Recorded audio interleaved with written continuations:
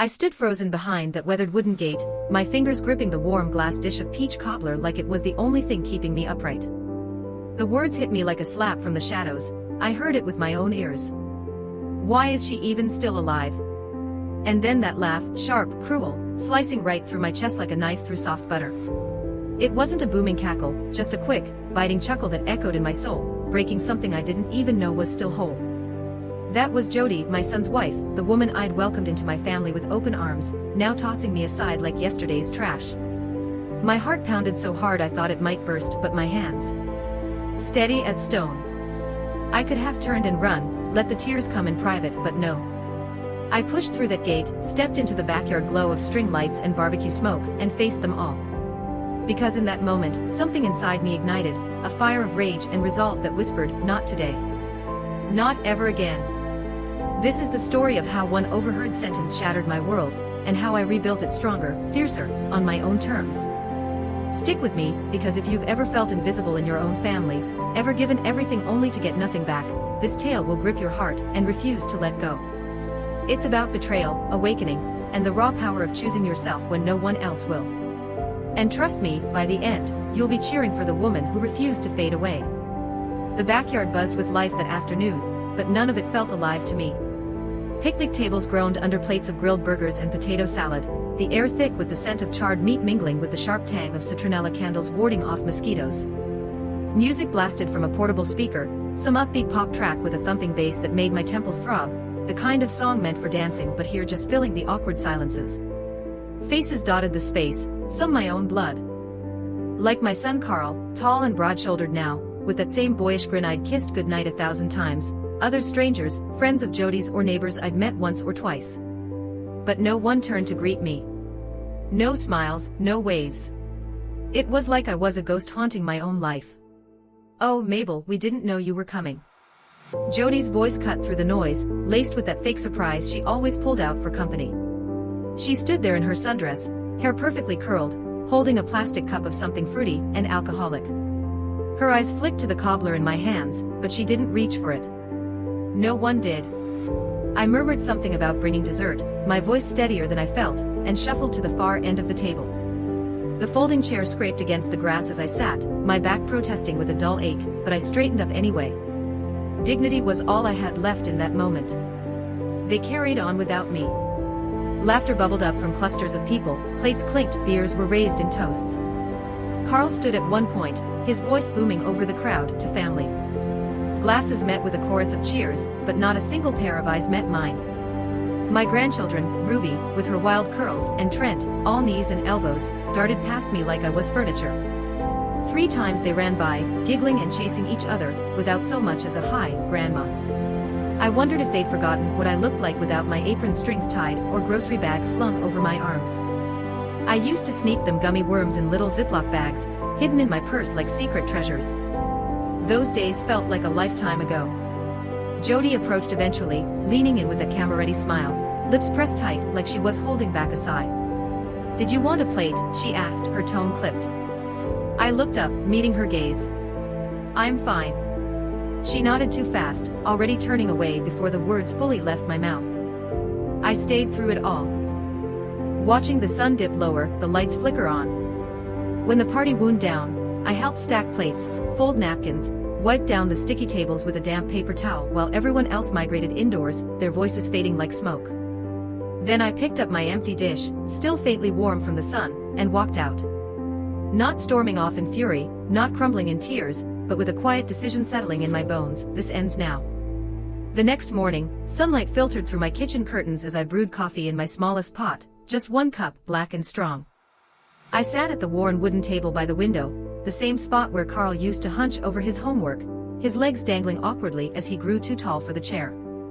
Back then, he needed me for everything: math problems, scraped knees, late-night talks about monsters under the bed. Now, he barely tolerated my existence, like I was an old receipt cluttering his wallet. I didn't call anyone that Sunday. Didn't check my phone. The cobbler dish sat clean and dry in the cabinet, a silent witness to the night before. I stepped out once to fetch the mail, but left the envelopes unopened on the counter. Seeing Carl's name on the electricity bill, our shared account from years ago, would have twisted the knife deeper. That house of theirs? It was mine once, in a way.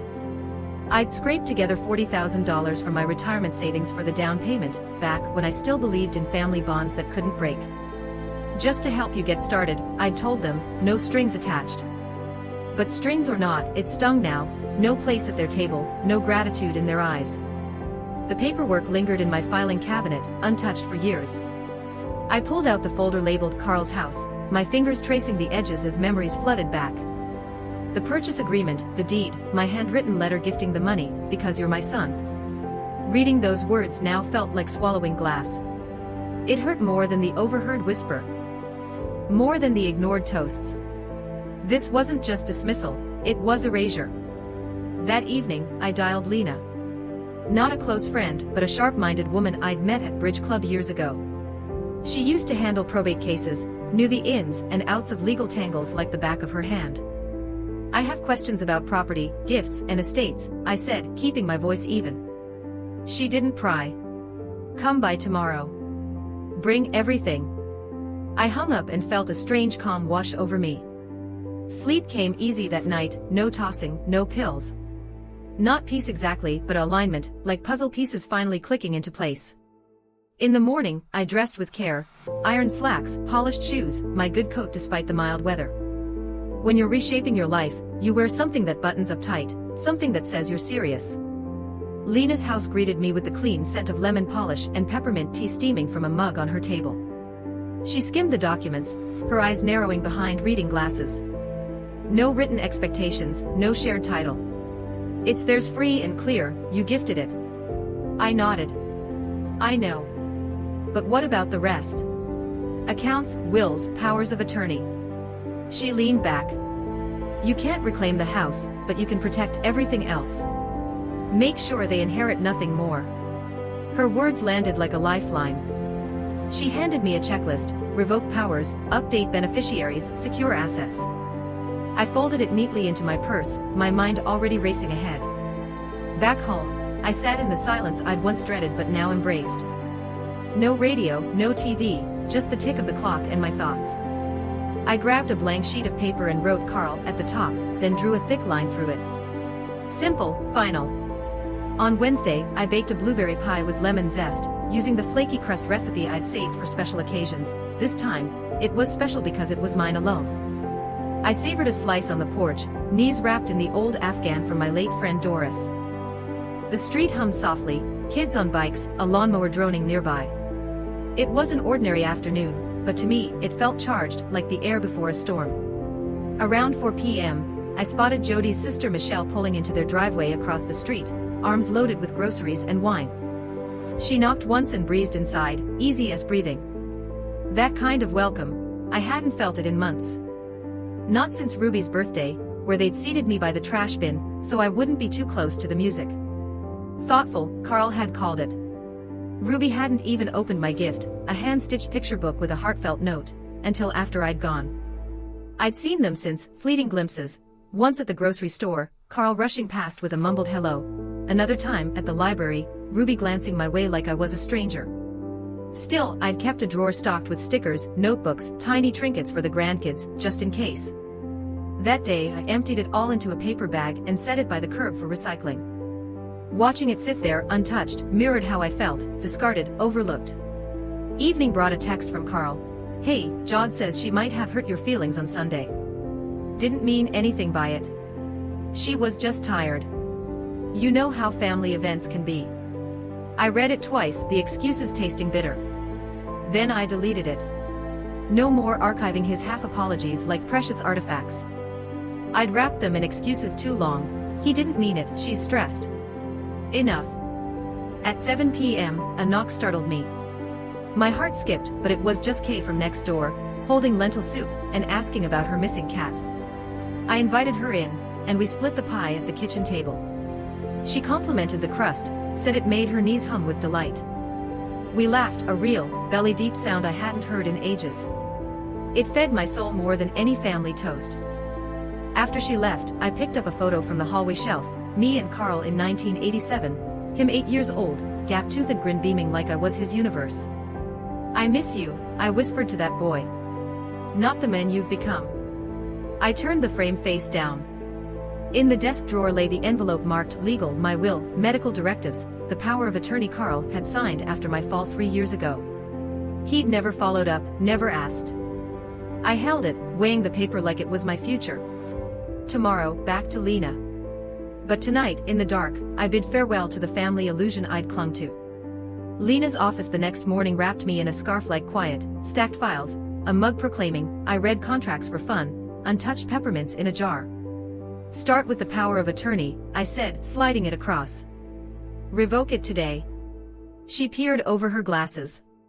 Sure about this, Mabel? It's a big step. I'm sure. No questions, just efficient nods as she printed forms. I signed with deliberate strokes, her notary stamp sealing the deal. Next, the will, remove Carl as executor. Remove him entirely. She paused. Cut him out completely. Yes. He has his house, his life. He doesn't need mine. She typed without argument. And the house. Sell it upon my passing. Proceeds to the women's shelter on Greenway Avenue. I'd stayed there once, long before Carl, escaping a life that had turned sharp. Lena didn't probe, just clicked through screens. You're clear-headed about this. I've been unclear too long. Documents signed, notarized, copies handed over. As I left, she said, if you change your mind, call. I won't. Outside, the air bit sharper, but I pulled my coat tight and walked with purpose. Home, the phone blinked, a message from Carl. Hey, Mom. Got your voicemail about legal stuff. Not sure what's going on. Jod said you were acting weird last weekend. Anyway, call me. Deleted. Blocked. Simple as that. Next morning, I called a locksmith. The young man arrived promptly, swapped the front and back door locks without a word. New keys in hand, I made copies, one for my purse, one for the fireproof box, one for Kay, one for the bank. Sleep came deeper that night, untroubled. Saturday dawned with rain's soft scent. I donned boots and tended the garden, clipping marigolds with shears that felt like extensions of my will. At noon, I drove to First Mutual Credit Union. The branch was hushed, printers humming. I requested a manager. Trina, brisk and warm, led me to her office. Review all authorized users, I said. She pulled up my accounts. One cosigner, Carl J. Hemsworth. Remove him.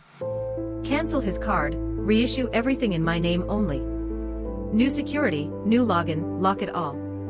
Her fingers flew across the keyboard. While she worked, I eyed the pothos plant on her desk, vines trailing like memories. I'd had one in Carl's nursery. He'd tried eating the dirt once, making me laugh till tears came. Trina printed the changes. Alerts or a trust? We can help. Not yet. I'm building. She smiled knowingly. Leaving, I felt cleansed, lighter. At home, I opened the hall closet, photo boxes, tablecloths, unfinished quilt. From the fireproof box, I removed Carl's birth certificate, placing it in a folder labeled History. In my address book, I struck through Carl, Jody, Ruby, Trent. Added Lena under L. Rain pattered on the roof as I slept with windows open, the sound a soothing lullaby. Sunday, Kay brought banana muffins. We chatted about her stray cat, naming it Vernon whimsically. She stayed till lunch, no questions about my heaviness. After, I read the Sunday paper, underlining an apartment listing, 2 rooms, ground floor, quiet complex. Clipped it for the fridge, not now, but soon. Preparing, not fleeing. Monday, I called Charles Lindell, the real estate attorney Lena recommended. His voice steadied me. Appointment set for Thursday. I gathered documents, deed, taxes, receipts for repairs I'd funded alone, roof, plumbing, furnace Carl had deemed unnecessary. Each paper a testament to my unseen labor. Table spread like a strategy board, I felt ready to fight. That night, the phone rang, blocked number. Voicemail, Jody, worried tone false as fool's gold. Mabel, we don't understand. Carl's trying to call. Ruby's asking about you. Call back. Lie after lie.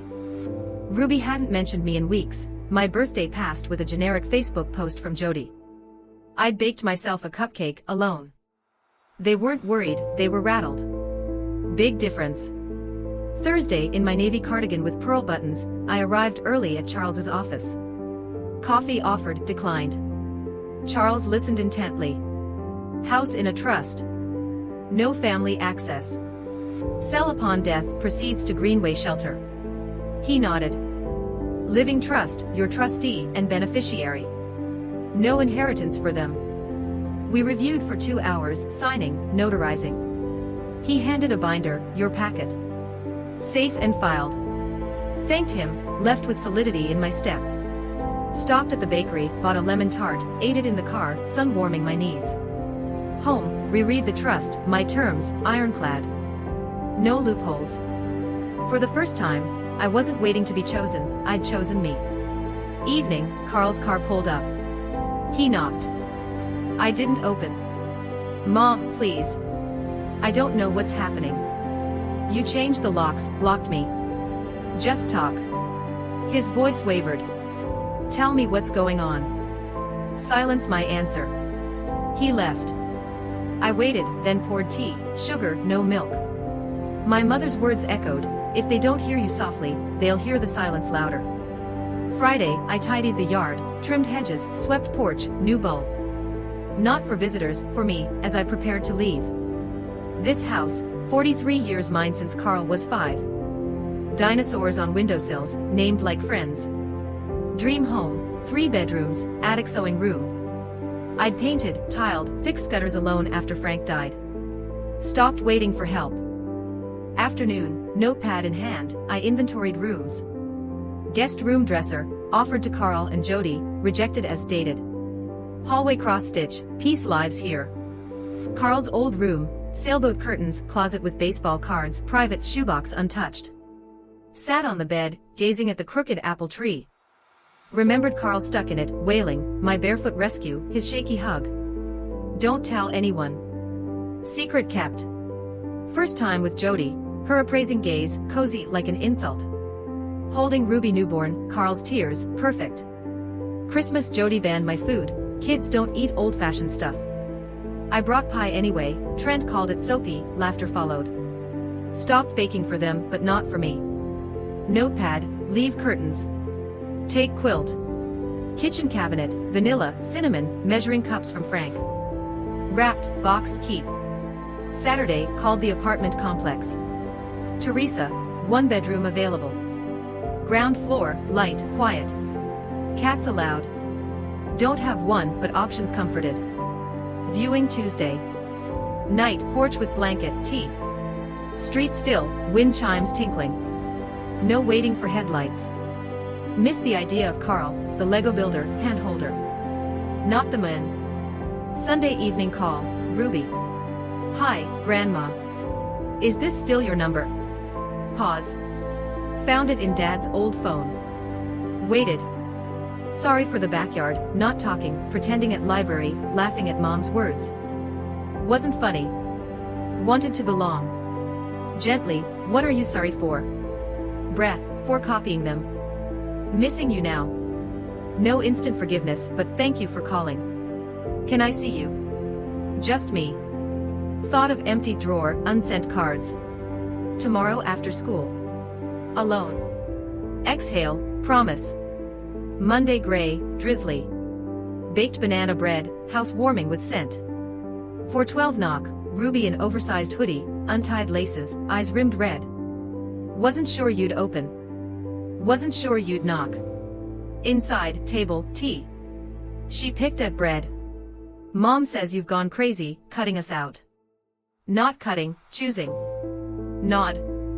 Don't hate you. Don't hate you either. Copied them, didn't question till missing you. Sentence unfolded me. Want to come back if allowed. Yes, but for truth, not pie. Can do that. Hour passed, school, books, forbidden cat. Left with foil-wrapped bread. Watched her turn corner. Not hopeful, honest. Days quiet, packing deliberate. If not strengthening, discarded. Apartment viewing Thursday. Morning coffee strong. Dressed sharp. Complex simple, brick, flowers, bench under linden tree. Teresa unlocked 1B, south-facing, quiet. Kitchen counter smooth, stove humble, fridge humming. I'll take it. Blinked, no thinking. Already have. Paperwork signed, deposit down, move in first of month. 3 weeks, careful exit. Night, new address card. Mabel Hemsworth, 128 Willow View Apartment 1B. No forwarding for Carl. Smile. 2 days later, Carl again. Idled, then knocked. Met at door closed. Blocked me, changed everything. Yes. Why? Looked at aged face. Heard Jody in backyard. Heard you laugh. Shift, didn't mean it. Joke. Cruelty, not joke. Didn't know I was there, that's the problem. Blink, erasing me over one afternoon. Years of sidelining, ignoring, tolerating. Frown, Ruby visits. She asked back. You waited till documents changed. Tighten, about money. Dignity. Looked inside, hallway bare. Always your son. Always the woman who gave too much. Door shut. Cried 7 minutes, timed. Endings deserve respect. Then tea, folded box, keep. Kitchen table sparse, teacup, lamp, oranges. Hosted tea Sunday, Marcia, Ida, Nora. Spice cake, China. Talked aches, prices, stories. Conversation dipped, full. I'm moving. Eyebrows up. Small place. Gone by month end. Ida, son no. Doesn't need to. Nods. Stayed, washed cups, promised return. House not empty, blessed, hallway, kept frank photo, paint splattered, laughing. Wrapped essentials. Journal, 3 women drank tea. Existed together. More than newsletters of fake joy. Next morning, Jody voicemail, cold. Heard you spoke to Ruby. Carl says hostile. Sad attention seeking. Deleted. Hostile for speaking up. Backyard, barefoot in grass, fingers in soil, planted 3 marigold seeds. Mark, not bloom. Wednesday 10:42 doorbell, Jody in heels, bone coat, lipstick perfect, eyes tight. Stepped in uninvited. Out of hand.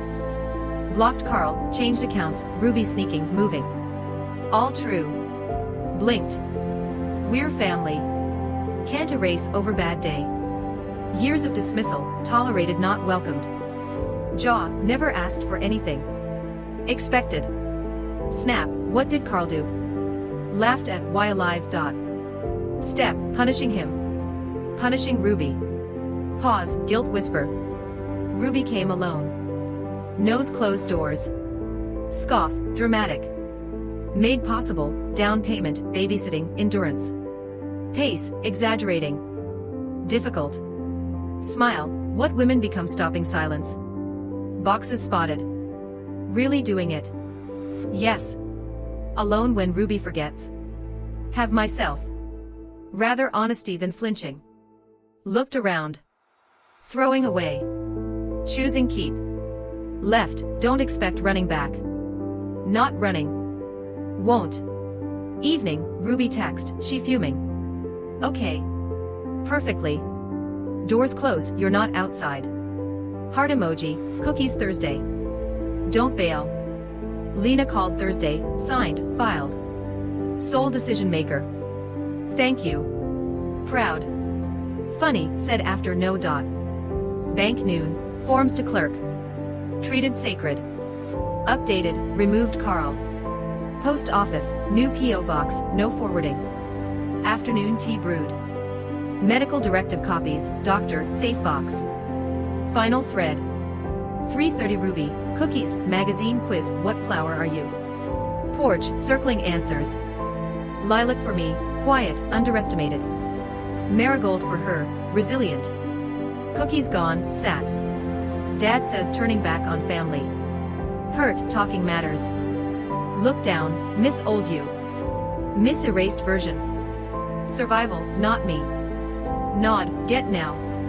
Folded paper, sketch, woman at chessboard, few pieces winning. Not done, starting. Squeezed hand. Hang in apartment. Really? Sky peach, stood. Doesn't fix, want around. Yes, as you. No pretending. Grin, marigolds don't. Journal, doors locked gently, window cracked for careful knocks. Moving day quiet. Coffee in chipped mug, barefoot kitchen. New house in dark. Movers 9 a.m., polite, surprised by few boxes. Labeled clear. Noon, empty. Walls exhaled. Touched surfaces, thanked. Hallway height marks indented. Envelope in drawer, key, note taught everything. Thank you. Locked, no look back. Apartment fresh paint. Movers placed, tip generous. Teresa, plant, succulent cat pot. Kettle unpacked first, rubies drawing second, window light glowing. Night, balcony toast, blanket. Wind, TV hum. Spacious, not lost. Morning, last box, dresses, shoes, button tin, Frank's letter, don't fold. Stay open, warm, unclenched. Strength. Drawer with will. Afternoon, baked banana bread, ritual. Oven scent familiar. 4 p.m. Ruby, school bag, volleyball bruise. Jam jar, fig, sounds like you. Table, bread. Peace corner. Yes. Crumbs, stories, bearded mask boy, teacher, Jody furious over declined birthday. Not showing where not wanted. Wanted come, she wouldn't drive. Borrowed grandpa's bike. Smile, leave on balcony. Fixed together. Eyes lit. Sunset trees. Didn't miss house, Carl's silences, Jody's smiles, old self waiting. Saw myself, no permission needed. Week later, house sold above asking. Older couple, quiet history. No walkthrough, Charles handled. Closed, done. Apartment mine every inch. Donated proceeds now, walk check to shelter. For women leaving without shoes. Director cried. I didn't intention, not grief. Night, soup, leaks in butter. Radio jazz, saxophones. 8 in robe, standing. Hunger met. 8:30 buzzer, Ruby, shoebox. Stuff not ready home. Notebook, charger, necklace, zoo photo, chocolate face. Don't want live there older. Choose, even if hate. Nod, people change. Better, stop pretending. Still angry. Finished. Hug tight. Morning, corner store milk. Banana bread lady. Kid talks you. Newspaper, balcony read. World turned, silence restful. Letter, Carl's hand. Don't know fix if want. Said unsayable, let happen. Should stopped. Scared late learn. Ruby braver from you. Sorry. Hope try. Folded, drawer. Space to rest. Journal last, not angry, afraid. Not waiting. Building table. Door opened wide enough clean hands. 73rd birthday, no alarms, balloons. Pancakes honey pear. Frank photo, got here. Noon ruby, red tulips. Flowers like grown-ups.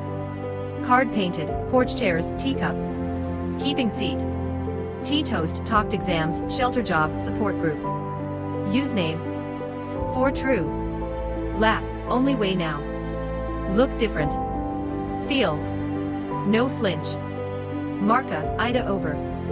Nora cold, crossword, 12 down, anchor. T laughed knees, politics, bird watching Teresa. Pie promise next week. Doorway listened, right noise. Night, journal, why alive? Remember name, set table, keep door for careful knocks. If this story of resilience, heartbreak, and self-empowerment moved you, hit that like button, share it with someone who needs to hear it, and subscribe to my channel for more raw, emotional tales that inspire change and go viral, because stories like this deserve to be heard. Don't forget to comment below. Have you ever had to choose yourself? Let's connect in the comments.